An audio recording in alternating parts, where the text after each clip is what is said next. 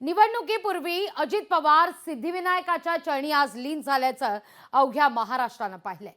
सिद्धिविनायकाच्या दर्शनावेळी भुजबळ नव्हते तर नवाब मलिक यांनीही दांडी मारलेली होती। अजित दादांच्या या देवदर्शनावरून आता विरोधकांनी दादांची फिरकी घ्यायला सुरुवात केली आहे। बुलेटिनच्या सुरुवातीलाच पाहूया या संदर्भातला आमचा हा एक खास रिपोर्ट।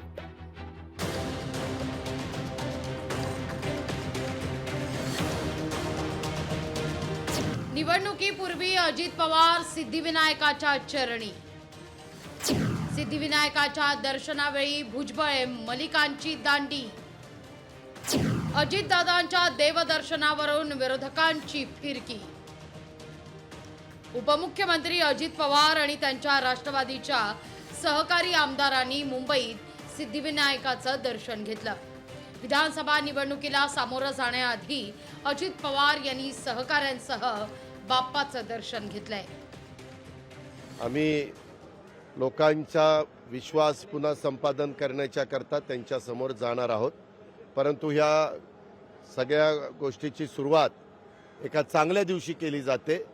तो चांगला दिवस आज नेमका आलेला आहे, योग जुळून आलेला आहे आणि म्हणून आजचा दिवस आम्ही सगळ्यांनी निवडला। अजित पवारांच्या देवदर्शनावर शिवसेना उद्धव बाळासाहेब ठाकरे पक्षानं टीका केली आहे।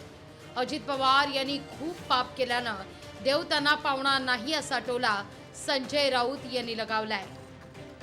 पुण्य कोण करते, पाप कोण करते, चोऱ्या लांड्याला वड्या करून कोण माझ्या दारात पुण्यात्मा व्हायला येत आहे हे सगळ्यांना कळत असताना त्याच्यामुळे ज्या प्रकारचं पाप एकनाथ शिंदे, अजित पवार या लोकांनी महाराष्ट्राच्या बाबतीत केलेलं आहे, सिद्धिविनायक कोणालाही अशा प्रकारे आशीर्वाद देत नाही।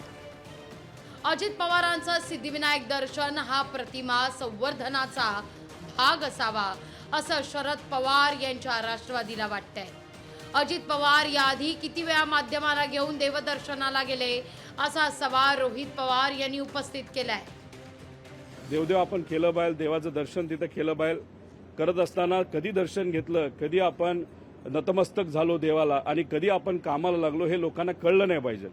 पण मंदिराकडे जात असताना एवढा तामझाम मीडिया हे जर त्या ठिकाणी नेलं जात असेल तर कदाचित त्यातून हेतू हाच असेल की आम्ही मंदिरात जातो हे कुठेतरी दाखवण्याचा प्रयत्न त्या ठिकाणी केला असेल।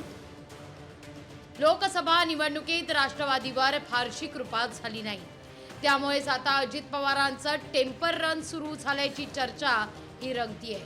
सिद्धिविनायक आता विधानसभेला तरी पावणार का या संदर्भात उत्सुकता निर्माण झाली आहे। मीनाक्षी म्हात्रे, लोकशाही मराठी, मुंबई।